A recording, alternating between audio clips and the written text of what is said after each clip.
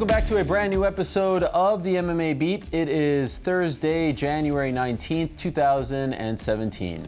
Hello again, everyone. I'm Mario Helwani, back inside our New York City studio. We're rolling once again 3 deep today. Chuck Mindenhall is sick. He is out. We wish him well, and we hope that he's back next week. So, for now, we've got these two guys. Luke Thomas is back. He is, of course, of SiriusXM and MMAfighting.com. And that is the man in the shirt, Jeff Wagenheim of the Washington Post. What's so funny? The camera focused on him, and he had this, like, S-eating grin on his face. He's happy to be here. Yeah, He's got a new look, slick back hair, longer beard. I like it. Beard looks good, Jeff. Turning heel on us. We're all going, this is the way to go. I'm not going to shave until there's another president. Oh, boy. Good luck with that. All right. We'll see you in 8 years. All right, guys. A lot to discuss this week. There's a lot of interesting topics. I want to first kind of put the BJ Penn comeback story to bed, if you will. I'm sure we can. Well, okay, let's try. Let's at least talk about it. Yeah. We've had a few days now to process it. It happened Sunday night in Phoenix. Yair Rodriguez defeats BJ Penn in a very one-sided fight. Our worst fear is confirmed. This is one of the few times that the MMA media all got it right. It was not a very popular booking when it was announced. We all thought it would go this way, and it ended up going pretty badly for BJ Penn. And now here we are a few days removed. What do we make of this? Like, in the end, was this good for the UFC? They got a star. They got Yair. He was dominant. Now he's maybe 1 or 2 fights away from a contender fight, and they can move on from BJ Penn. Or when you treat a legend like this, is this ultimately a bad night for the promotion? I think more so it's a good night. Wow.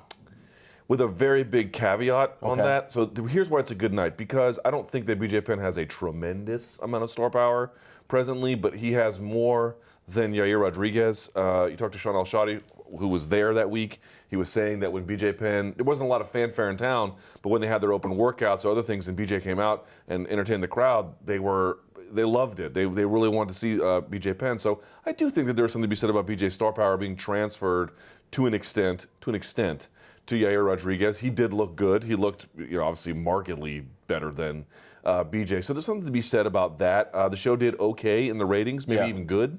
Especially considering it went up against an NFL game. Certainly. Right. On a Sunday, an unusual time, although the Sunday shows have done better than we often think they will. So in that sense, yes. On another hand, though, it did feel quite gross to watch that and to see a guy just get absolutely put through the ringer and to look as bad as he did. It's one thing for Ronda Rousey just to get pummeled and overwhelmed in quick succession in 48 seconds. It's another to have this prolonged beating where a guy just sat there and took it. And so I think in that sense it had kind of disgusted people a little bit. But if they make the right decisions going forward, in general, I would call that a win. Yeah, I'm not sure. I'm more in line with what you were saying toward the end about how bad the BJ Penn performance. I mean, I think if BJ Penn had gone out there and landed anything, really, or did anything that might have made Rodriguez take a step back or just looked at all competitive, it might have been a little different. But this fight was a guy who not only had nothing to offer as a fighter in this fight, but he also just didn't even look like he was. Looked old, right? He looked very old. He just looked like almost like hunched over, and it was even worse because earlier in the evening, the UFC, or actually Fox Sports 1, put on this hour-long special with a lot of old BJ Penn clips. And during the football game, there was a couple timeouts, and so I would switch over to FS1 and watch a little bit of this, a little bit of that, and I watched them beating Sean Shirk, and I watched some of the other stuff in there. My son was watching it, and he's a newer fan. He doesn't know BJ Penn from the glory days, and he was watching this guy and thinking, wow, this guy's pretty amazing. And then a little while later, he was no longer up to watch this main event. But I was imagining what he would have thought if he saw this shell of BJ Penn go out there. And so I'm not sure how much of a bump Yair Rodriguez gets from defeating a guy like that. I think maybe you can always look back and say, well, he's got a win on his record over BJ Penn, and that it has some value. But anybody who really saw that, I'm not sure is going to be. Mostly, I don't think the big takeaway is, wow, Yair Rodriguez looked great. I think the big takeaway is, wow, BJ Penn is done. Real quickly, I would agree. You can't be like, oh, wow, Yair is, we know he's talented, right? How talented, we can all have a debate about that. Clearly a very, very good fighter. The big takeaway for me from that was not this proves that Yair is the next title contender at 145, although he could end up being that one. It's that did he gain a measure of additional popularity by beating a popular guy? as gruesome as it may be to admit as much, I think we have to. Sure. I mean, he got much more of a push afterwards than when he beat Alex Caceres in a main event, just because of who BJ is. I'm wondering, from your opinion, does the UFC owe legends like BJ Penn a little more kind of respect, for lack of a better word? Like, I get the idea, and the UFC has been doing this for quite some time. Joe Silva did a great job of doing this, like the older guy against the newer guy. Now you have the new star, because the sport has to move on. You can't hang your hat on the old guys forever. That's how you get stuck in a certain time period. But BJ Penn is a special kind of fighter. He's a legend. He's one of 3 men to be a dual champion at some point in his career. Do they owe him a little more? Like, again, I don't want to keep harping on the Dennis Seaver fight, but that kind of felt like, okay, here we are treating BJ with respect. He's coming back for the first time in 2.5 years. Let's book him against someone closer to his age, perhaps skill level at this point. Should they not treat him like, a stepping stone? I get doing it. I get why. I get the thought process. But BJ's a special kind of guy, right? I mean, if they want to do him a favor, they should not book him anymore. Period. Yeah. That'd be doing. You want to do him a favor? What if he desperately needs the money? That's not a reason to risk his health. I mean, I guess there's an ethical cause to be made that you could release him, because you can't really just hold a guy hostage because you're trying to do what's in the best interest of him. That ultimately, that responsibility falls on the athletic commission, which I think athletic commissions better take a long, hard look at what they see in BJ Penn before they give him another license to compete in any state he might go to. But, I mean, it's interesting. Like, in the aftermath of this fight, some people were out there saying he should have been given an easier fight. Like, Yair's too tough for him. These are the same people being like, I don't even know how good Yair is. That's in one sense, the argument is contradictory, self-contradictory. In the other, it's like, I don't know what fight these people saw, right? Yes, it was Yair way better than BJ. Yeah, and even Jason Perillo, his coach, was saying, 5 years off, or we had, one fight in 5 years. This is a guy who should have had, the number 35th guy in the world, much less, the number top 15. And I can understand that. I think BJ would perform better against that guy, but BJ had the telltale sign. And I can't believe I'm saying this because it's BJ Penn, but it's just true at this point, of a guy who's shot. If a guy is throwing at you constantly and you're just there taking it, it reminds me of the end of, he had a much less distinguished career. But Kermit Cintron was that way when the end of his career came. He would just kind of show up and box off against a guy, move around the ring, and just get slowly chipped at. And it was horrible to watch. It was horrible to watch. He landed 4 punches against a guy. And even when they were locking up, he didn't level change for a shot. He didn't do anything. He did nothing. To me, it's like, what are y'all looking at? You want to see him compete against a guy who's 35th in the world? He might lose that bout too. Yeah. It might just be slower, but he might lose that one. This is a guy who does not need to be fighting anymore. There is no Jackson rejuvenation. This is a false story. It doesn't exist. I don't need to see it anymore. They want to do him a favor, tell him this is the end. It reminded me a lot, by the way, of when Frankie beat him for the 3rd time, because the story afterwards, in my opinion, wasn't how good Frankie looked in that fight. It was how sad it was watching BJ Penn like that, and I felt like it was the same story on Sunday. And that's almost... I think it was way worse, actually. I mean, to me it was. Yeah, do you remember that Frankie fight with him that was fighting bad. On his tippy toes? Yeah, that was bad. Bizarre. I mean, to directly respond to your question about should they be showing a legend like BJ Penn respect, I think the answer is yes, but it's not the job of the matchmaker to do that. It's the job of the people who run the promotion. BJ Penn has contributed a lot to the growth of the UFC, and I think the UFC can do things to honor that. They've done that with some of their other athletes, and they could do that with him. Are you referring to like the Chuck Liddell, Matt Hughes? But they did. They put him in the Hall of Fame. They were trying to usher him out the door. Yeah, but here's the difference. They gave Chuck Liddell, Matt Hughes jobs. We know those days are over. Yeah.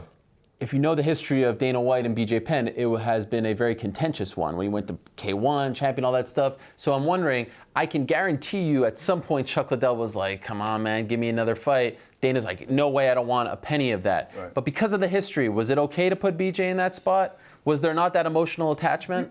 We were sitting here a week ago, and you were having this. I was setting a narrative that hey, this could be the week where BJ Penn goes out there and defeats the rising kid and suddenly becomes a part of the big picture again. I mean, and I know that you were saying this is not the likely scenario, but you were at least raising it, and we discussed it as a possibility. And there's always that possibility. There's always that hope amongst fight fans that the guy who we've grown up watching and we've seen do all kinds of amazing things in his career has one more in him. I mean, this is something that goes along with all of sports, not just combat sports, but in combat sports, ends more cruelly. Yeah. It doesn't end with the guy striking out to lose the game. It doesn't end with the guy, throwing an interception because his arm doesn't have the same strength it used to have. It ends with a guy getting beat up like BJ Penn did, and so it's a much crueler fate. The UFC opened up a business with him in Hawaii. The UFC gym I think it's the only one that has actually his name on it of all the UFC gyms, right? Like the BJ Penn UFC, some kind of co-branding like that. There's no Michael Bisping UFC gym. There's there's no Frankie Edgar UFC gym. They did that, and I'm not saying that in and of itself can sort of sustain him or both professionally or personally, but it's not like they haven't made overtures to the guy. They put him in the Hall of Fame. They've gone into business with him. They gave him this fight when they basically had no real incentive to do so. They've done a lot for BJ Penn, and BJ Penn's done a lot for them. BJ Penn's done an enormous amount for the sport. All of these things are true, but I just don't know how people can look at this and go, you know what he needs? He needs a guy who's barely UFC level. That's what we got to do here. What? What are y'all talking about? This is a guy who has, it looks to me, from the outside looking in, and I don't know the story around him, and by the way, the cornermen have a real story to play here as well. Like, I don't think they were surprised necessarily about what happened there. Yeah. There's a story to be asked about that. But I think he's just having trouble pivoting to the next stage of his life, which is entirely understandable. Yeah. But that's not a reason to keep him fighting. Yes, no, that is a common story. I actually think that putting him in the Hall of Fame actually expedited his return. I think that he had a hard time coming to terms with that, that the book is closed, I'm done, I'm retired. I remember he was on my show the week before the Hall of Fame induction, and he sounded incredibly depressed. Like, he did not want to talk about this. And I remember seeing him that week in Las Vegas at an Invicta fight. Cyborg was fighting. He did not seem happy. He did not seem like, for example, Tim Raines yesterday getting into the Hall of Fame. Wow, this is such a great end to my career. This is a guy who was like, no, I don't want to be done just yet. And I think that sort of expedited things. Do you guys believe, and I know this is an impossible question to answer, but do you believe that's the last time we see him fight? What do you think? His coach says no. In the UFC, I suspect so. I think they've got to recognize that there's no there anymore. But if they do cut him loose, there's a lot of vultures out there. Somebody's going to go out, going to pick at the bones and try to find something. Yeah. Yeah, I mean, again, this is a very difficult question for the UFC. Do you let a guy go who you don't think should be fighting anymore? Like, you don't have a right to be his parent. If that's I don't know what his contractual situation is. His coach seems to think he wants to do it again. Look, maybe he'll go and prove us all wrong. We'll eat our words. He'll come back and make some real gains. But it looks to me like even against Rodriguez, Rodriguez wasn't just faster. He looked bigger. Yeah. He looked like a different kind of athlete. And again, he's a much younger one, 24 versus 37, 38. But to me, it's if you're around BJ and you're telling him anything other than you really need to consider why you're doing this and what could this could get bad. Yeah, totally. We want to push this until it gets bad. I don't really want to do that. I mean, if they offered him Jose Aldo, I have no doubt that he would accept that fight. And now, right? But it's on his team, his family, his friends, the UFC to not put him in that position at this point. And Dana White said it at that press conference in July of 2015. I don't want to make a single dollar. I don't want to make this kind of money, off BJ Penn anymore. So I'd like for him to stay true to that. And I'd like to know why they did bring him back, and we kind of know why. They need stars. And that's why I laid out that scenario, why this would be good for the UFC if he won as opposed to Yair, because he can do big business right now. Yair is going to be a star. I think we all can agree on that. At some point, he's going to do something special. Yeah. Whether it's champion or not, he's clearly on his way. It's a hard thing to watch in our sport, in combat sports, the fall from grace from the top. Maybe this is one of the good things about the old Zuffa era, that they were a family business, as WME called them, and they could take a more familial approach to a guy who's having trouble transitioning, and they could have given him a job back in the day, and they could have put him on a path that would have kept him away from his impulses that, what made him great. The same impulses that made him great are the same ones that endanger him now. Yeah. And maybe they could have channeled those in a healthier direction. Now I don't know what they're going to do. That said, though, when he announced his comeback last January, it was still the old Zuffa. And when he was supposed to fight in March, still the old Zuffa. Right. So they were opening the door for him to return. That's true. All right, well, let's move along from that somewhat depressing topic. And by the way, a lot of people were saying to me afterwards, like, did you feel sad? Did you feel sad? I wasn't so much sad as I was kind of mad that we got to this point. I was sad. I was just like, we went through this this emotional roller coaster 2.5 years ago. Why did it happen again? You know what I mean? That bothered me. Anyhow, let's talk about Tyron Woodley. Tyron Woodley did an interview yesterday. Only the brightest of topics. Yes, we'll get there. Look at you calling that out. That's an astute observation. This is the gutter in which I swim.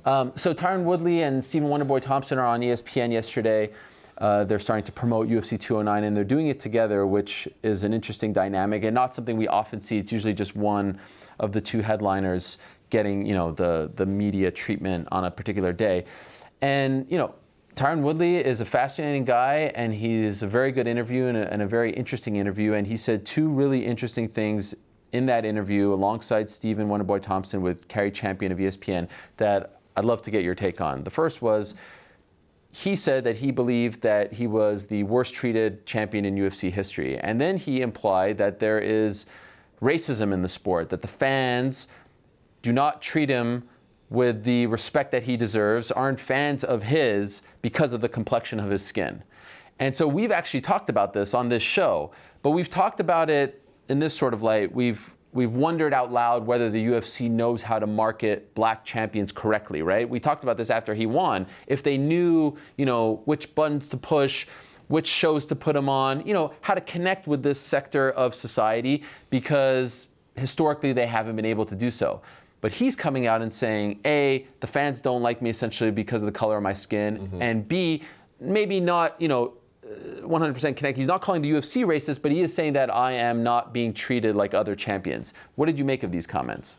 Okay. And I know there's many layers to them as well. A lot. Well, on the champion one, I'm not sure what to say because Amanda Nunes has a pretty good case for not being treated all that great. I guess she's been champion a little bit, not quite as long, but similar time frames-ish. Actually, she's been champion longer because Has she won UFC 200 first week of July. He won the belt. 201. That's right. Yeah. Wow. What am I saying? I mean, by a couple of weeks. Right. And so, you can make a claim there. And also, he was making that statement with a nice clothes on an ESPN stage. It's like, this is poor treatment. Sign me up. Yeah. So I'm not saying he's wrong or right. I don't really know how to really adjudicate that, nor do I think that's a very salient point. I don't But care. that's a big thing to say about your employer, right? It is, but I don't know how much of that he even really believes and how much of that that is just part of the marketing gimmick. Gotcha. Partly to sell this fight, partly he's trying to not be the Stephen Wonderboy Thompson, Yes. which he's doing a very good job of, either intentionally or not. So it's the other one that I feel is kind of interesting, where he was sort of like accusing the fan base of being discriminating. Not racist, different. Not the same thing. Okay. He said if I had a different color of skin, they would treat me differently. Okay, let's think about this for just a second, right? Let's split the difference. Wonderboy Thompson and a lot of the fan base. Wonderboy Thompson in the interview goes, because when Cary Champion asked him, do you agree with what he is saying? Wonderboy goes, I just don't see it, in perhaps the most honest way a person could. When he says he doesn't see these claims that Tyron Woodley is talking about, he's on the same stage he is, they're in the same fight, they're headlining together. Yep.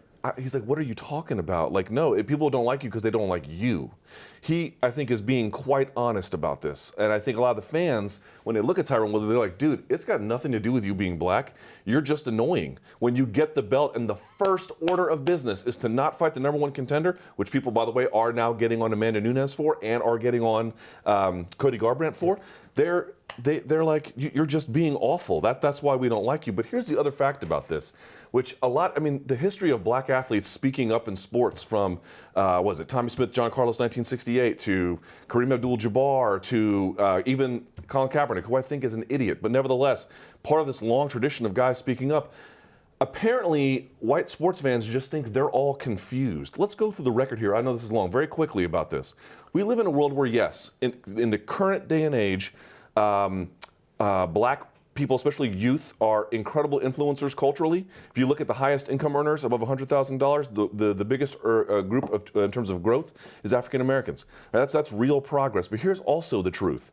Black families own 1/7. A black household owns 1/7 the amount of wealth as a white household. Mass incarceration has decimated black families. Black student loan holders are almost 4 times as likely to default on their student loans. Black Americans who have a college degree get about the same amount of employment as whites with a high school degree. I can go on and on and on about transgenerational wealth. We have a series of metrics that show black people in this country are underperforming relative to many of their peers. Now, why is that? Why is that? Is that because they're naturally inferior? Is that because they're just dysfunctional? Or is that because through public and private action, we have injured them? That is why they are behind. We have injured them. It is not because they are inferior. It is not because they are terribly dysfunctional. So when black people speak up about the discrimination they faced today, in the past, their parents, what they've seen, it's incumbent upon us to listen to them. Do we have to buy every Tyron Woodley claim that people don't like me because I'm black? No, you don't have to accept that. But I don't think black people are mass confused about their plight in this world and the discrimination that they face. Well, I think a lot of the numbers you cite are right on, and I think that bringing this back into this particular situation, I think that I'm a little bit hesitant to buy everything that Tyron Woodley has put out there just because he is such a short-lived champion. And he has not lived that life of a champion for a long period. I think a guy like he brought up Demetrius Johnson during his interview. A guy like that who's done it for quite a long time. Even John Jones, I mean, John Jones kind of shot himself in the foot. That's about the only thing he hasn't done, actually, is shot himself in the foot. But he's done a lot of things, and he had an extended period of time. These are people that I think, if they were whites, would be elevated a little bit more. I mean, Woodley is a brand new champion. The first guy he goes to fight is this, tall, handsome white guy who's also a very flashy fighter. So it's kind of a combination. It's not merely, there's no doubt in my mind that Thompson was getting more of a pop than Woodley was in the promotion leading up to that first fight. But I think an element of that is just the way they fight. I mean, Wonder Boy Thompson just is a very exciting fighter, and so part of the pop for him and part of the reason so many people were excited to see him ascend to be a champion was that they envisioned having a guy like that, just having a guy who could do all that stuff like McGregor does with his flashiness. Anderson Silva before that. Fans love that kind of stuff more than the grinder type fighter, even when those grinders are very effective. Now Woodley is a grinder who also has an explosive right hand and can end a fight in a moment. So there's some excitement level there, and I do think that he has a case to be made there. I just think it's a little more complicated. I think he's kind of bringing it down to one little factor, and I think he's not allowing all the different nuances. And I think the danger in that is that there's going to be a lot of reasons to discredit his opinion because there's a lot of little loose ends. I think, though, his opinion matters and his opinion is right on if he could just keep it narrowed into where it needs to be. And to that point, when talking about being the quote-unquote worst treated champion in UFC history, I think it would actually behoove him to cite examples. Right. Because you're saying, well, Amanda Nunes is that, and we can only look at it from what we see, right? We can only judge his reign as champion from what is being told to us, what we can see with our eyes. And I hate when people do this, but I will say this. A lot has happened behind the scenes to Tyron Woodley since he became the champion. That's not for me to talk about. If he wants to make that claim about his employer, he probably needs to start talking about it. He probably needs to start putting some cards on the table. In a way that justifies his opinion? I don't know if it justifies it, but he clearly feels that way. This is not an act. I mean, I think that there is an element to maybe dialing it up a bit, saying, hey, this is who I am. Let me get people emotionally invested in me as a champion. If they want to see me get my ass kicked, awesome, but at least they'll pay to watch it. Because let's be honest, for a good portion of his, Strikeforce/UFC career, people were somewhat indifferent to Tyron Woodley. He was a solid fighter, but they weren't emotionally invested in him like they were Nick Diaz or even a Carlos Condit, right? Remember when he got that Carlos fight? People said, you don't deserve this. You're number 15, he's number 2. He won the fight. They didn't give him the credit. They just weren't, for whatever reason, into him. And I don't think that has anything to do with the color of his skin.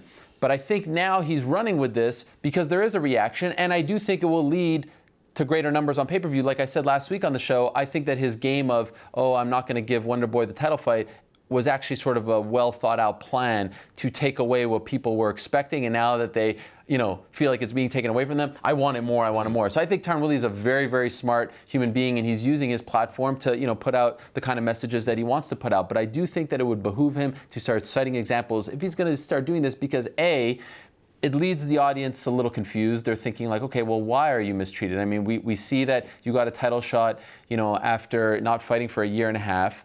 You were put on UFC 205 with Conor McGregor, and you got pay-per-view points, right? You're getting, a main event slot in Las Vegas, T-Mobile Arena. I mean, on the surface. Also, some of his arguments were a little bit weak.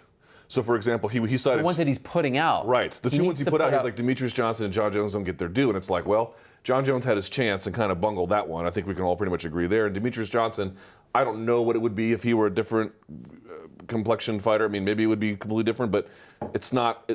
A lot of fans are going to be like, well, it's because he's a flyweight, and it's a flyweight who plays video games. Like, what are they supposed to do with a guy like that? Yep. And I can understand why people would be rejecting. So to your point, if there's some specificity there that would... He needs to put that out there. Missing. And also, now to the other point that's a little more I guess debatable, if you will, because now we could talk about how the fans view him and treat him. I would argue that MMA fans are, as a whole, maybe the least discriminatory fans out there. Witness how they treat women's MMA fighters. There's never any ho-humming, oh, they don't deserve to be here, we're going to change the channel. I feel like they treat women's fighters with almost the same, I mean, there's going to be people chirping here or there, but the same amount of respect as they do the men. Also witness the fact how they treat fighters from outside of the United States. I often feel like there's a U.S. bias when it comes to like NHL players, soccer players, like American fans only really get behind American-born players. And that's fine. I don't think you see that in other countries. But in MMA, they'll get behind Anderson Silva or an Aldo or GSP because they think they're great at what they do, as opposed to they love where they come from. But I do think that, again, and maybe he's dialing this up, there could be something there. There could be. And to your point, which I thought was a fantastic point, if he feels that way, we have to listen to him. We can't just dismiss it. And I've heard from fans, and I know you have as well, who say, I could get behind this, and I think that that's smart for Tyron Woodley. Get behind this? I could get behind what he's saying. I feel the same way in my life. I feel like he's not being the and look, get people behind you, Tyron. But boy, oh boy, does it take a ton of balls to say this. Not on my show, not on your show, not in an interview with you on ESPN. To say this on ESPN about your employer, your promoter, and about MMA fans and the sport, holy smokes. You got to respect that. I mean, that takes a lot of balls, Here's right? the other part about this. I don't know that he's on some kind of convincing campaign, right? I mean, you can dismiss Colin Kaepernick. I said it before. I basically don't mind what Colin Kaepernick did, but I do think he is a stupid person. Like, I legitimately think that, right? Tyron Woodley seems like a smart guy. You can agree with some stuff. You can disagree with some other ones. But someone who's like incredibly respectable, educated, worldly, someone like Kareem Abdul-Jabbar, he's been sort of singing the same kinds of songs about the plight of the black athlete in America, and you can see there's still resistance to a lot of that. Like, it's less about, I'm trying to get you on my side of things, and I'm just going to broadcast the world as I see it with as much evidence as I can, which is the end in itself. So, on the one hand, I do think if there are some specificity there, and for both, right? For both claims, yes, he needs to be a little more. But at the same time, if people ultimately don't buy into it, then they just don't buy into it. Right. Even the claim of why is this rematch happening? I think that he could have been a little bit more specific in his objection. He kind of hinted at it maybe later in the interview where he talked about. I think he said something along the lines of, we were going to meet again. I was going to fight this guy again, but not now. I mean, he was, and I think he would have. I think he made a good point. I mean, we talked about this on the show. I was one who thought that Demian Maia was the guy that deserved this fight, and I believe that if Woodley had said something like, "Yeah, Wonder Boy is a good fighter. It was a draw, so I do want to get back at him, but."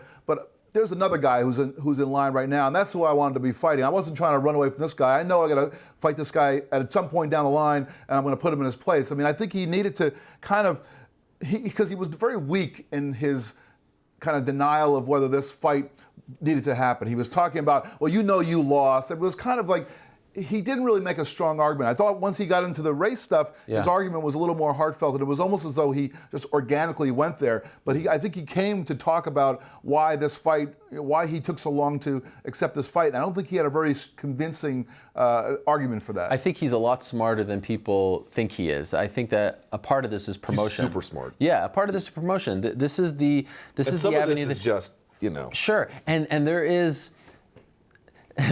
It's quite interesting to watch Wonder Boy, who I think is one of the nicest human beings I've ever met. He looked caught off guard on that interview. Befuddled, right? Yeah. I mean, he is perplexed because he doesn't feel this way. Nope. And to Tyron's credit, he says multiple times, like, I know you don't feel this way. Right. But Wonder Boy is now trying to sort of represent everyone and figure out where's this guy coming from. And even when Tyron says things like entitled, you could tell that Wonder Boy is like actually confused by where he's coming from. But this creates a fascinating dynamic between the two of them. You have one guy who's like, saying that he's not being treated fairly, and the other guy is just sort of happy to be there, and he has this sort of naivete to him.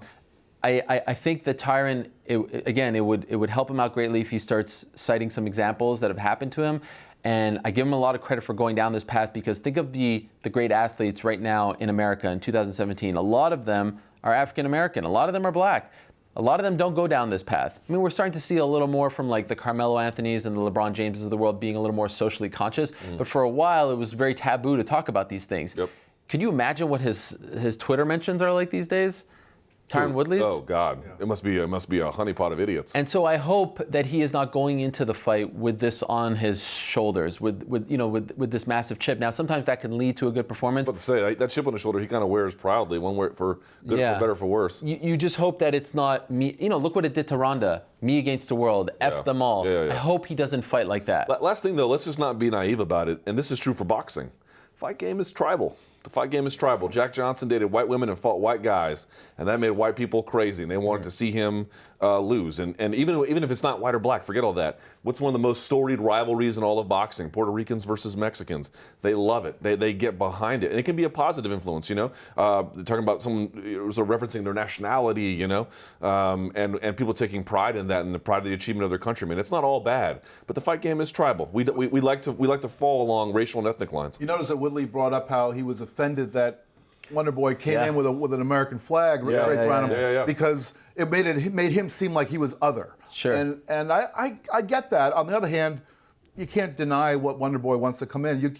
So there's a little bit of a. And his point was it was for the troops, which I believe completely. Right, but it was almost as though he didn't turn to Wonder Boy and say it. He was kind of saying, well, you can't have this guy coming in like that. It was almost as though he was envisioning this as being something the UFC created. The UFC created the aura of Wonder Boy with the flag draped around his shoulders, coming in here, truth, justice, and the American way to slay this other guy, and that's kind of a bigger issue. It was like as the interview went on, there was less of him going at Wonder Boy and more of him going at 100%. the scene, the entire sport. And so I said that, and last thing on this particular topic, I said that I think it's smart. He's now getting people emotionally invested in him, good or bad. But is he playing a dangerous game? Can this tune people out? There's this thing called race baiting that people accuse him of, and other people in our sport and other sports of. Is there a line, and is he, in terms of this topic, and is he kind of in danger of crossing that line to where it will now hurt him? No. Okay. Everyone said that about Colin Kaepernick, and it's just not. It's not. And again, a person who I think is legitimately a dumb person. It may have affected their ratings in San Francisco, but that team is a garbage fire anyway, and it hasn't. The ratings in the NFL have returned with a bang. If there was some idea that people were going to tune out because of Colin Kaepernick, it would have happened, and there is no effect. I would say there is a line, but I don't think he's approaching. I think the line for me is whether it's real. And I think that most of us have enough of a bullshit detector that we can see that Tyron Woodley meant what he was saying. He was not just promoting a fight. He wasn't just saying, hey, I'm gonna, if I portray myself as being myself, my entire race is being victimized, and then I get this other guy. He wasn't looking at it maybe there was some level of him recognizing that this might be a good thing for promotion, but you have to be real. And I think he was being real as he said all that stuff. Otherwise, it would have been the first thing he said when the interviews began. They sort of got to that, and then he started going off. And as long as he stays real, I think he's going to be okay. If he starts to become a caricature of that and become, I'm not quite sure if there is even an example of that. I'm sure there are some. I don't think Kaepernick has gotten there, but you just don't want to go off the rails, and then it all just means nothing. I don't know how many pay-per-views it's going to sell, but for me, March 4th can't come soon enough. I mean, and a co-main event. Oh, the dynamic between those four fighters among each other is just phenomenal stuff. Okay, let's move along.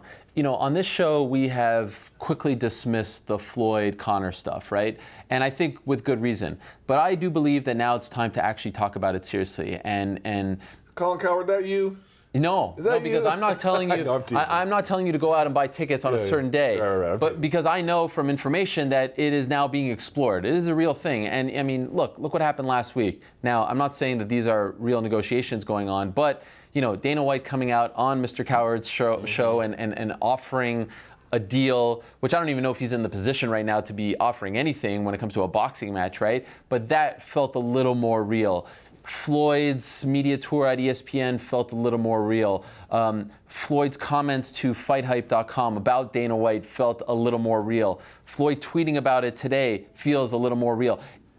Something is going on. Whether it actually comes to fruition, we don't know. There are a multitude of hurdles that they need to get. I mean, an amazing amount of hurdles that need to be overcome. But in this day and age with WME, IMG, and the big debt, the big loan, the fact that they need to make money, they would be foolish not to explore this. And it is being explored. And so I want to know from your perspective, when you saw all this unfolding back end of last week, what's going through your minds? Like, how are we digesting this? Because this is something that we all thought was a pipe dream, and slowly but surely it's inching up on us. And we know that when everyone stands to make a lot of money, they're going to look into it because they want to make a lot of money.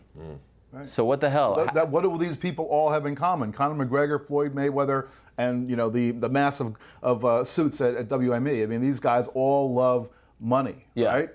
And so when they start throwing things back and forth, it just sounded like this is the beginning of the negotiation. What was the first was Floyd saying, "I'll take 100 million and we'll give him 15 million," and then we get 25 and 25, and somewhere along the line they're going to have to figure out where it's going to sit, and and there's a lot of residual stuff that kind of comes off of this that I think is kind of interesting, because if Dana White is saying that we'll pay you 25 million, Floyd, we're going to pay Conor 25 million for a fight.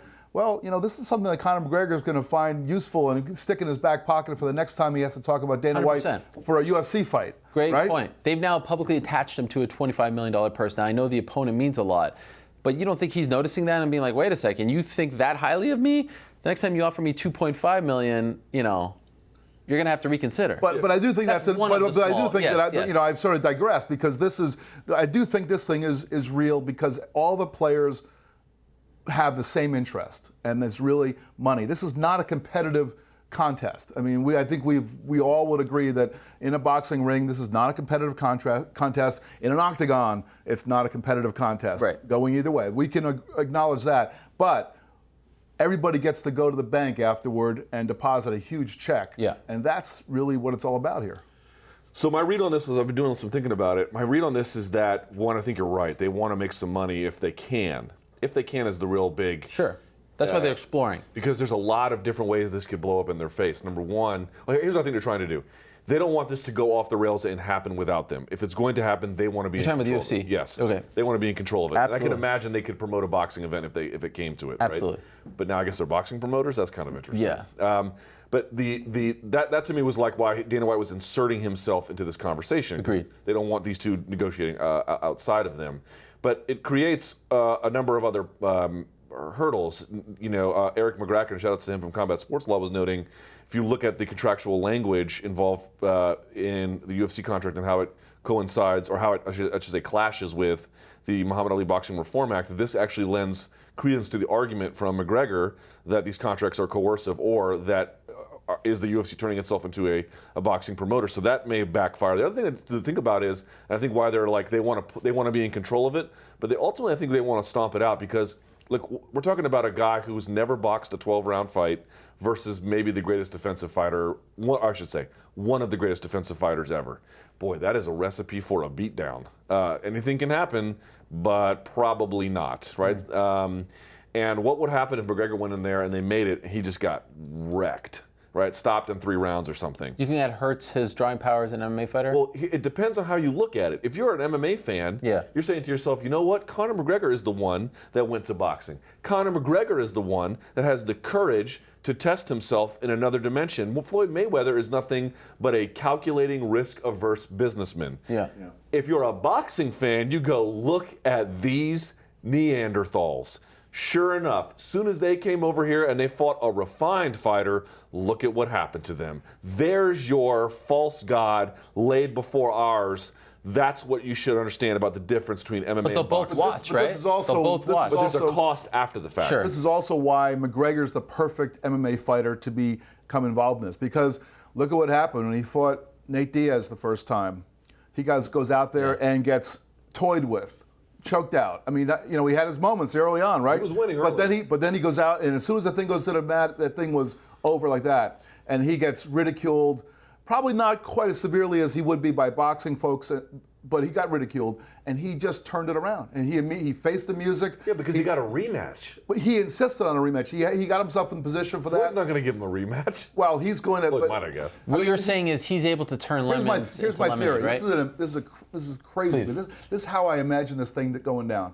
I imagine that they get in the ring, and when the bell rings to start the thing, McGregor comes out and just like does some kind of like crazy MMA, like some wheel kick thing. No. Whizzes past, does not hit him, but just does something and basically says to him, if we were fighting for real, this thing will be over by now. And now we're going to box. So now all the stuff that happened, I actually could see that. all the stuff that you're talking about unfolds, and Floyd toys with him in the boxing. But there's always that image in the back of his mind or there's always that picture, like Esther Lynn is at ringside, and she gets this great shot of Floyd with his chin next to like McGregor's foot, just missing his chin. Just to let him know that I'm coming into your Y'all are world. crazy if you don't think Floyd would have something in his contract about that. Okay, let me ask you this. Would you have a problem?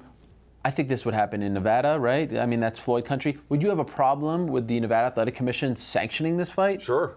A guy who has That's one thing that's not really talked zippy about. 10-round fights, Right. zippy 8-round fights. Yeah. He's going to fight one of the best defensive fighters ever. Boy, that seems like a terrible This is mismatch. Nevada, and what Floyd wants, Floyd gets. Yeah, no, I agree with you. I mean, Floyd sort of runs the show down there, and they would be like, "Oh yeah, sure, no, of course it's competitive, blah blah blah." But no, that's a fight that should not be made. Floyd's comments on ESPN, he did this sort of car wash, to me signaled the fact that he wants this fight. Like the fact that he's tweeting about it and all that, he doesn't do that about other boxers. Certainly doesn't do it about like Triple Which G. should tell you something if you're an MMA fan, because if you covered boxing just even a little bit, Floyd only plays with house money. Floyd doesn't take big risks. Sure. Floyd only says hit me when he thinks the odds are super in his favor, down to what weight it's going to be at, what venue, what kind of gloves you have, who's going to tape it, who's going to view, whose face is on the poster, who gets a cut of hot dog sales, everything. Everything is in his favor. If he is advocating, nay, lobbying for a fight with McGregor, it's because he thinks he's going to wash him. You know what's also very interesting when you listen to him? He always makes a point to say that Conor has a boss. I don't have a boss. Conor has to answer to someone. You notice that he always says that? He always tries to belittle him with that little caveat. But that's truth. Oh, there's truth. But he always tries to do that. And then in that interview with Fight Hype, he says, ask Dana White why when Conor fights, he's making more money than him. So he's playing on these little sort of insecurities. Their egos are too big to get this to happen. You think so? Because Pacquiao has a security team, but it's Boo Boy. Right. It's just this I love other Boo Boy. Yeah, Living in that closet. just this overweight Filipino guy Yeah. who's a friend, basically. And Mayweather has this giant entourage of 7-footers, and can you imagine trying to have a stare down? Just the logistics of negotiating a stare down with Floyd Mayweather and Conor McGregor would be a nightmare. Okay, how about this? Floyd says $100 million for me, A side. I'll give Conor $15 million. Dana comes out and says 25-25. Conor really hasn't weighed in on that. Where does the truth lie in terms of who deserves what? Do you believe Floyd is really the A side in 2017? I don't think it's up for debate. No, but by that, by that by big that of a margin, I don't know. Should it be a 60-40 that's Floyd's split? margin. Obviously, Floyd is going to make a margin that is going to be dramatically in his favor, and Dana's going to make a margin. I think it was kind of telling that Dana put them even. He said that that Conor's the A side, and yet he put them even. So that tells you right there that even Dana doesn't believe that Conor is the A side. If he really believed that Conor was the A side, he would have had a negotiation so that Conor makes more than Floyd.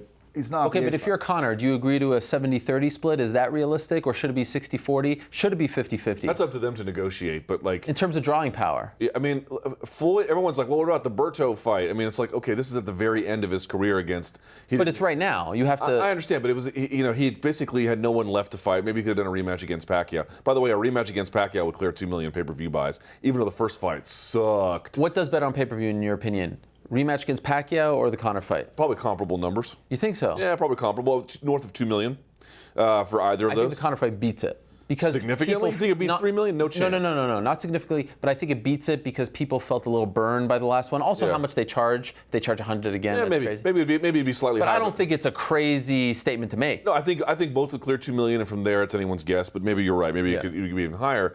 But like, you just want to look at what Floyd has done on pay-per-view. He's the king. You want to look at what he's done at the gate. He's the king. Yeah. Highest paid athlete in sports. People are debating this like this is somehow the only reason we're talking about of Conor versus Floyd is because Floyd's the other biggest star out there and his huge track record. And I'm sorry, if they did make that fight, all of the people who want to see Floyd would come back. Guess what? That's a lot of really wealthy people who want to see him do this. I'm not saying we all wouldn't root for Conor and be on his side and we want to see him do well. It's got nothing to do with that, or that Conor hasn't achieved amazing things in MMA. All of that is true, but he's Mayweather's A side. Like, it's not. I don't know how people even think it's not. He's not. Floyd is way beyond his prime. He is not the capital A side to the little B side. No. It is more like the A side is still the A side, though. There's no doubting that. There's no question that the gap has narrowed between those guys, but it's not narrowed to the point where they should receive equal money. I shouldn't say should. You should get whatever you can negotiate. Sure. Right. But if things are if they were saying to me, well, you're going to decide based upon whose value is real and whose is not, or whose value is more, Floyd would get, at least twice as much. I'm not sure about what was he going to be getting, like 6 times as much. That was the negotiation, or that was the proposal he put out there. I think that's a little dramatic, but that's the way you negotiate. I mean, he puts that out there, and he comes down a little bit, and McGregor's money goes up a little bit. But if they get anywhere near even, I think that would be shocking. Floyd won't take a fight where they're even, on principle. Sure. Do you guys agree with the notion that this talk now is both good for boxing and MMA? The fact that people are debating, I often talk about the barbershop fights that I love, like, old men sitting around coming to America debating things. This is the classic barbershop fight, right? Is this good? Is this good for us? I mean, we cover a sport that goes through these high peaks and valleys where, we'll cover 208 that won't, register a blip on the radar, and then we'll cover 205 or 207 where we're showing up on talk radio shows and people are starting to look at us and our friends are asking us, and it's fun to be a part of that spectacle. And then you go back to the smaller shows and you're kind of like the forgotten ugly cousin in the corner. So the fact that we're coming along for this ride as media members, as a sport that's growing, as a sport that's still in its infancy in some regards, is this all good for MMA as well? I think it's fine for MMA. I don't think it changes anything. Like, to me, it's more of a mirror, and we're looking and seeing what's really going on. Okay. Conor is a big star, a huge star. Mayweather is, of course, past his prime, but still a big star, a big notable figure in sports, particularly combat sports. And there is this sort of bizarre attraction, or magnetism, I should say, between the two. And so we're just seeing someone who has elevated themselves to the level of conversation that people who normally don't care about MMA talk about it, and they happen to have big TV studios and big microphones and big audiences. Sure. But and it keeps us in the headlines, and that's all great. But does it make our sport more than what it normally is? That I have my doubts. Okay, I was just going to say, I kind of think that the benefit is a little different from each sport. I think they both benefit. I think that MMA, the money goes, more money gets sunk into this fight. That's going to hopefully spill over into other things. Maybe that's a naive attitude, sure. but I think it's a possibility. And for boxing, boxing is kind of been challenged as being the alpha sport amongst combat, and this would be an opportunity. Even though those of us who really are paying attention recognize that it would not be so. To see a boxer go out there and to school an MMA fighter is going to elevate boxing just among the masses, and that's just one more. Everybody talks about, well, boxing's dead. Boxing's not dead, but it's just kind of on hiatus because there's not much star power. This would kind of give a little bit of a boost to that. Gun to your head, does it happen? Yeah. Wow. Does it happen this year? I don't know. That I'm not sure about. Okay.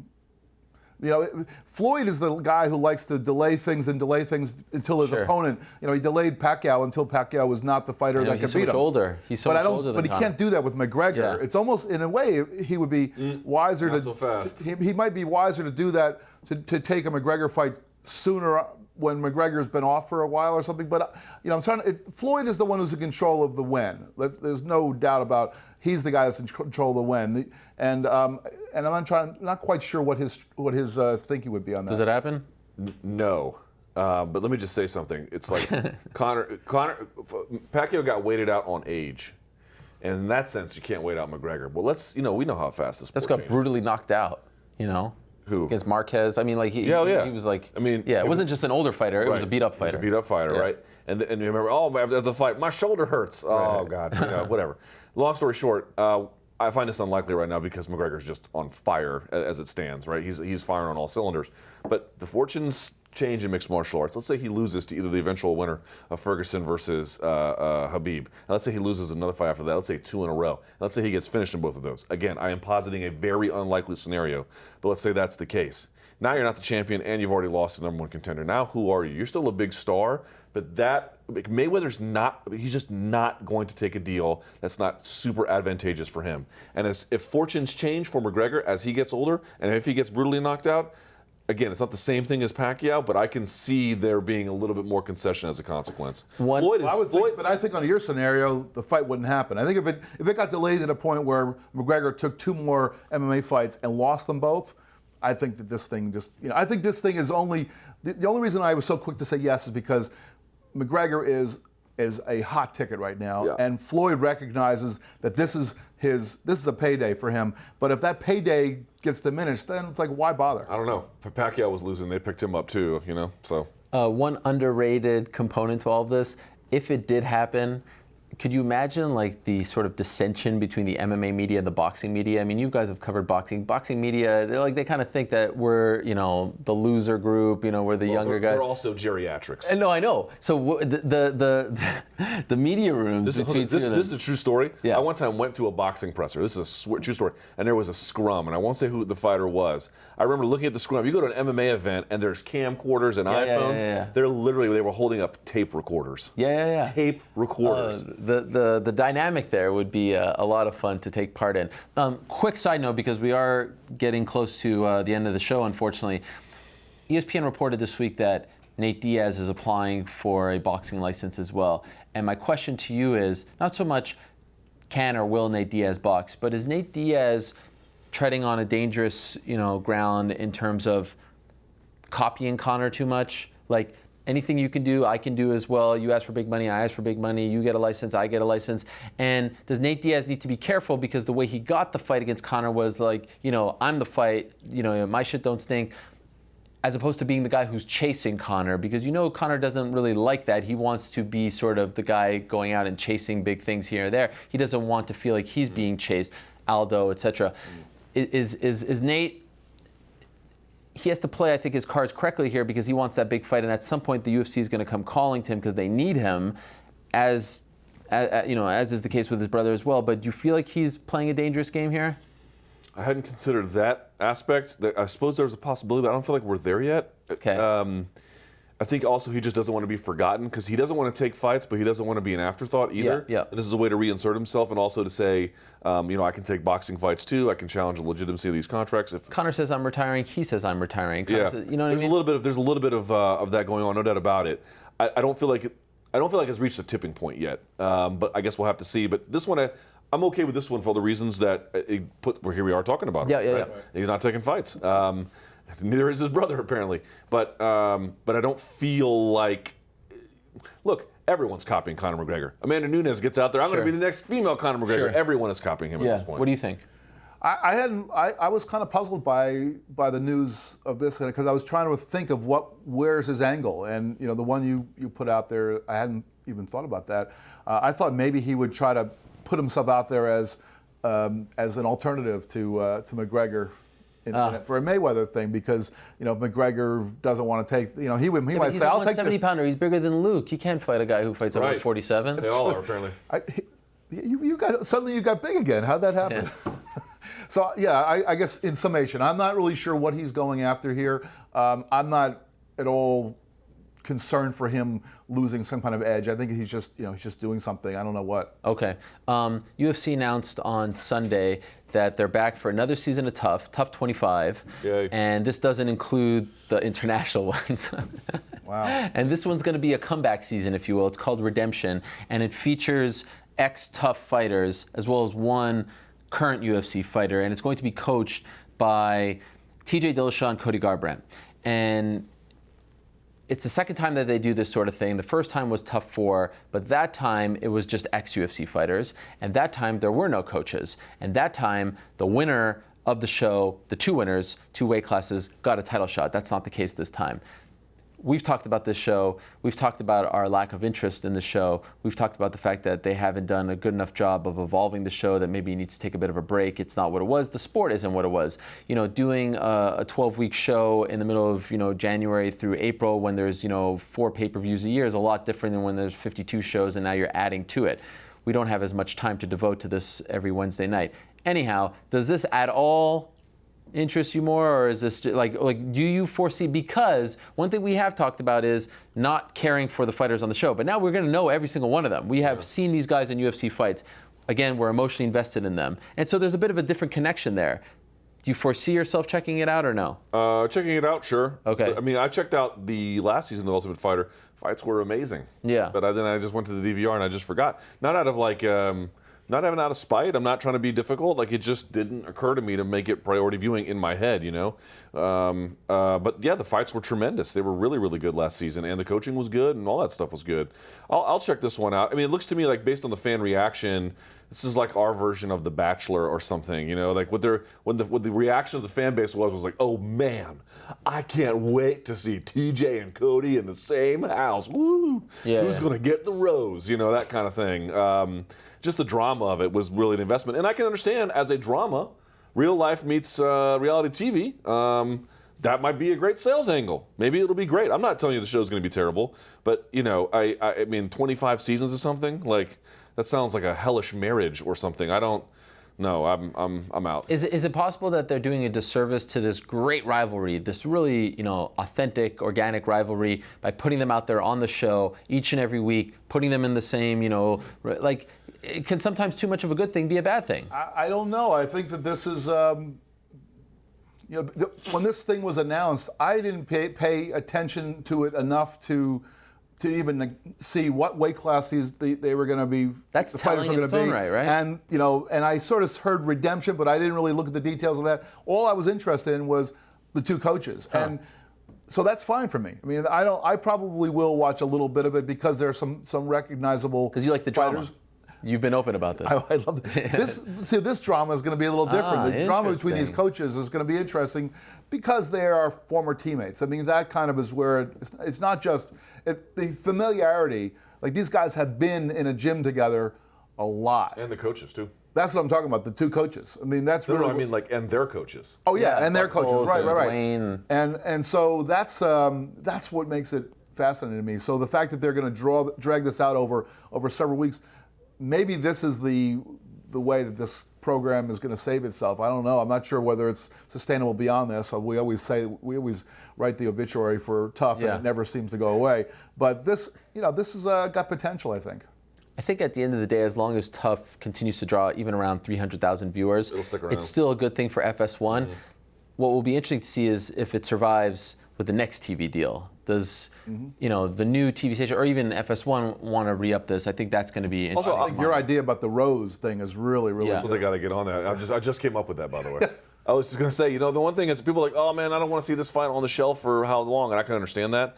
But Cody Garbrandt, with that amazing performance over Dominic Cruz and then putting him on a reality show, that doesn't seem to me like a bad idea. Yeah, but also Cody Garbrandt was very active in 2016. He fought 4 times, and he said right after he wanted a bit of a break, they're not hurting his timeline by doing this. They've done that in the past, not this time. Okay, a few other things that I want to touch on very quickly before we go, and I hate to do rapid fire, but here we are, we have to do rapid fire. Chael Sonnen Sonnen is fighting Tito Ortiz. His debut, wow, here we are, finally. It's on Saturday, and it's actually a pretty solid card by Bellator. It's happening at the Forum in Inglewood. What's your level of interest in Chael versus Tito?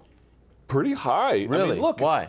It's okay. I mean, I know Tito's done this before. He said it's his last fight. It's his last fight, but I kind of believe him this time. And maybe I'm wrong, but I don't know. Did you reach out to get an interview with him?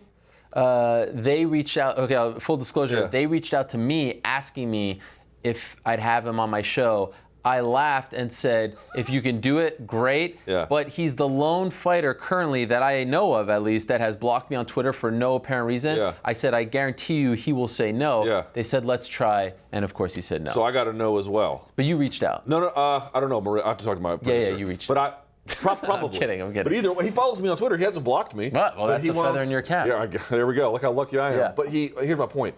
He's not doing a lot of media. He's not doing hardly any media. I Yeah. think he's doing like the workouts and stuff. That's his best promotion, though. He doesn't do media, though. Everyone keeps saying that, but I would like to talk to Tito. I would Sure, like, especially retirement fight. This is really his last Yeah. fight. I really do actually want to talk to Tito. I've had some positive A interactions legend. with him. I mean, a legendary So figure. there's that. There's the return of Chael Sonnen. He had a weird interview with Mark Raimondi. That was Yeah. kind of awesome. So it's going to be the only thing that bothers me is a 3 round instead of a 5 round. But yeah, like when Bellator doesn't go up against UFC and they build a nice card around it, it's interesting. Yeah, How about I'm you? into it. I'm into watching into this it. fight. I mean, I've always been into watching Chael Sonnen fights. I've always liked watching him go out there and compete, and this would be no different. And seeing him against Tito, I think that it's if it is indeed the last time Tito goes out there, it'd be worth seeing. I mean, I think that we opened our show talking about the destruction of BJ Penn, that legend, and now I'm not going to put Tito Ortiz in the same level as BJ Penn as a legend, but he is a former UFC champion and a guy who was one of the building blocks of the promotion back in the day. And I think this is a more appropriate way to go out and against a guy who's also a competitive fighter, but is up there in years and hasn't competed lately. At least you can go in there and say, well, I think that Chael Sonnen's probably going to go out there and win this fight, but you never know. This could be a competitive fight. Legends, quote unquote, die a little more gracefully in Bellator than they would in the UFC, and this is kind of a better fight for not only Tito but Chael as well than fighting Amisha Serkinov in the UFC or someone like that. And to their credit, I think they've built a nice little card around them. Brendan Ward against Paul Daly, Saki Kato and Halak Gracie is interesting in its own right. So, I'm very curious to see if it breaks the record for Bellator on Spike TV, the Kimbo record. Is Chael big enough? And Chael did the Rich Eisen show, which he's been on. I know it's a big show, and he's on the Apprentice. The Apprentice. Yeah. So, I mean, I don't know how big that is, but maybe. It's hard to break Kimbo's records. Yeah, because he's such an iconic figure. Stipe Miocic says on Monday that the UFC mistook his kindness for weakness. He's unhappy with his contract. This is their heavyweight champion. Historically, we've all talked to him. Not the most verbose individual. But to me, when I heard that, I was like, holy crap, if we're getting to this point with Stipe, this is a very telling thing. When you read that, when you heard that, what was the takeaway? Well, my kind of what you were just alluding to. My immediate takeaway was that another UFC fighter, another prominent UFC fighter who's publicly expressing dissatisfaction with the company. This is, it's almost not even news anymore. Now it's becoming kind of the norm. But if we back a year and a half ago, we weren't hearing this stuff very often. Rarely were we hearing somebody going out publicly and criticizing the employer. But I understand where he's coming from. He was upset that he went out there and defended his title against Alistair Overeem, and Overeem was making more money than him.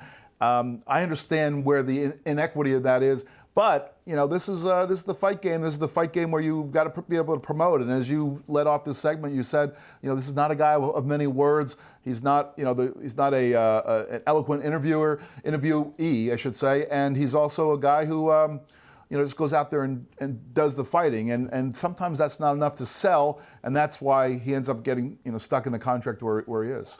Guy who plays ball is surprised by guy who didn't play ball necessarily but got paid more money. I mean, you admitted you took a contract just because you wanted to play ball. You expect to be rewarded for that?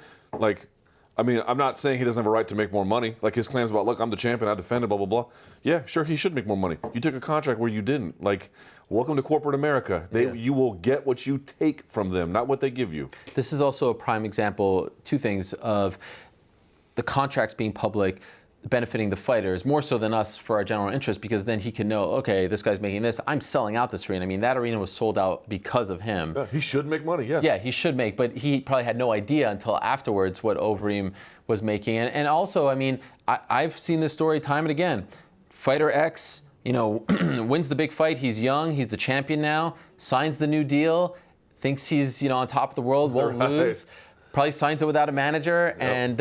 And then a few months later, he's like, wait a second. If I lose, I make this much now. I go back down to this. Maybe I shouldn't have signed that. I've now seen this time and again. And so it's going to be interesting to see what happens. Well, let me jump in with that. One thing, this is not something that just happens in this sport. All throughout sports, we see people signing contracts and then becoming more valuable, whether it be just in their own heads or in reality. And there's some various remedies. I mean, they make a big stink, or they hold out, or they don't go to training camp or whatever. Things happen in those other sports that allow people to renegotiate, and that's not something that we see too much in this sport. At least we don't hear about it too much. So this is all. Maybe we're looking at the 2.0 of fighter negotiations, how these guys are going to take this going forward. Also, a lesson about this, I mean, his management are good people, but they should take this as a lesson. Like, maybe there's a different way to go about this moving forward. Like, just taking a contract because you are on friendly terms with the UFC is not the best way to maximize your worth, and there might be a different strategy. He does have new management now. Right. Okay, fair enough. But, look at I live in D.C., like someone like Kirk Cousins. Kirk Cousins is like, you're going to pay me, you're either going to franchise tag me at 24 mil, I'm going to go to the open market for 25, but one way or the other, I'm going to get paid. I'm not going to take a penny less. That's what these guys should be doing. I want to talk more. Kirk Cousins. I'll give some money toward the Kirk Cousins contract. You be quiet over there. I want to talk more about this other topic at a later date, but a quick question about it. Blackzilians no more. Yeah. Is there a lesson here, and is this the beginning of the end of the teams? The traditional teams, Jackson's, ATT, aka, I don't foresee them going, but are fighters moving away from camps and teams, and will do it more like, I'm just going to put people around me? That's not the lesson that I got from this one. I think, we can talk about this more, but I think the business of making money off elite MMA, people don't realize it's so hard to make money from that. The big money earners for most MMA gyms, especially jiu-jitsu gyms, are kids classes and like cardio kickboxing, where the ladies come off the street and just hit a heavy bag for an hour. That's where you make the majority of your money. And you might think, oh, these guys, we've got 20 fighters in the UFC, we can just collect revenue from these guys' fights. You can, but that's a hard way to make money for a gym, and people don't realize that. And also, it's a house of cards if you try to pay fighters to come join your team at some point. You remember the heyday of the Miocic fighting systems? Yeah. You never thought. I mean, Bettendorf, Iowa, low rent. You never thought that. I mean, like low payment, not like terrible. You never thought they would go out of business, and he had to sell the whole thing. It's just hard to make money that way. Yeah, I think that the takeaway I got was that you never know, and it takes a lot beyond the stuff that we see. We see the product of all that training, and then we sort of assume that product is built upon great coaching. And so now we think we know the operation, but that's just the veneer of the operation. There's all that other stuff of just running the day-to-day facility and being able to keep everything together. I mean, I know that when who was it that talked about this? Rashad Evans. Was it Rashad? Yeah, and he was talking about the drama in the team. Yeah. I think that there's, whether or not all the teams that are out there will dissolve, I kind of doubt that. I think that there's a lot of success that's going on with some of the teams, but there are some problems. And Rashad was a part of it, not just some Blackzilians. He was a part of it with the Jackson's camp. This, fighter, it's an individual sport, and yet teams make fighters better. So it's kind of a little bit of a contradiction there. And how do you maneuver your way around They've that? also had a revolving door of coaches. I mean, this is not exactly a massive surprise given their history. Final thing, we would be remiss if we don't at least salute Tim Kennedy. Announces his retirement this week. And I thought a beautiful letter to not only the sport from his perspective, but also to future fighters. I mean, it was really well done, and what we've come to expect from Tim Kennedy, very thoughtful, from the heart, sincere. And I just wanted to know, when I say Tim Kennedy, any final thoughts on what he brought? And I do believe his greatest impact on the sport is yet to come, but when you think of Tim Kennedy's career, what do you think of? I think of the letters he wrote when he was in Iraq and Afghanistan. I think he was still a purple belt at the time, and he was trying to find training partners out there. and he was talking about how much he missed MMA and how much he wanted to get back to the thick of it, but how much he also just loved being around his fellow soldiers. And I can understand that. I mean, I didn't live his military experience, let me tell you. His is a super elite one, but that camaraderie is real, that love of country is real, that love of occupation is real, and that love of service is real, and also the love of MMA. And this was a guy who was really passionate about all those things. And did he wear a Strikeforce UFC belt? No, he didn't. But he represented himself quite well, and that passion for country and occupation and the men around him and his other teammates in the sport, I think is something that I can feel today and will remember for a very long time. I would say that the kind of beautiful contradiction of Tim Kennedy is that, on the one hand, total badass, elite fighter, and I mean fighter in various ways. Fighter inside an octagon, You're gonna make an InfoWars and also a fighter out in the world. And so, a complete badass guy, and yet just there was a gentle spirit that was behind him, and I think it came out in that letter. I would encourage anybody who hasn't seen it yet to go. I guess it was he links to it on Twitter, but the whole thing is way too much to capture, as he says. It's too much to capture in 140 characters.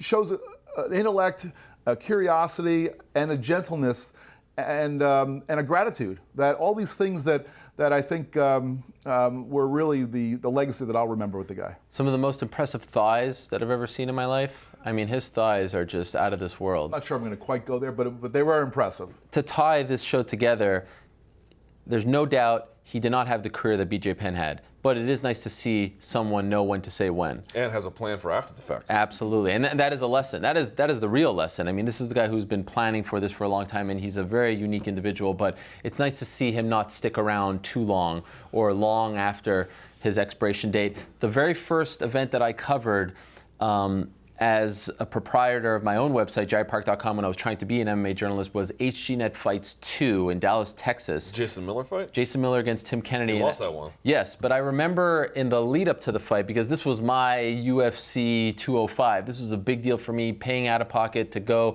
to Dallas to cover this event, cage side, my own website. He was the soldier guy, but he was also very funny, and he was actually going toe-to-toe with Jason Miller in terms of like the personality. And I was like, man, Tim Kennedy is the coolest guy. Not only is he a soldier, an American hero, but he also has, this take on life. And I'll never forget just being there in Dallas as I was beginning my journey as an MMA journalist and covering, because he was coming back, and this was, he went back multiple times, but this was, I thought, like a new chapter in his career because he had a bit of a hiatus. We're lucky to have guys like that and Brian Stan. I mean, yes. Tim Kennedy's a bit of an InfoWars guy, which kind of rubbed in the wrong way, but he's polarizing. But both of those guys are soldier scholars or Marine scholar, right? Naval Academy, in the case of Brian Stan. And you see it in the fact that this guy is now going to be an advocate for fighters, and that says a lot about his abilities. I have no doubt that in the back they are cursing us right now. We have gone way past our time, but there was so much to talk about, and truth be told, we could have legit gone 2 hours today. It's Chuck Mindenhall's fault, basically. It is Chuck's fault. Absolutely. Actually, Always. if Chuck was probably here, we would have gone even longer. So maybe it was. I should not say that. I hope he's feeling better, and I hope that he'll be back, and we can have our first four-man show of 2017. We get to do this. Come on, Chuck. Where are you, man? All right. For now, we'll say goodbye. Again, thank you so much for watching. Enjoy the fights this weekend. The main one, of course, it's Bellator 170, Tito Ortiz versus Chael Sonnen. Back next week, hopefully 4-man deep to talk about that, and who knows what's going on in the world of MMA. Always an exciting time, never a dull moment. For now, again, goodbye. That is Luke. That is Jeff. I am Ariel. Appreciate you watching. Have a great weekend, and of course, enjoy the fights.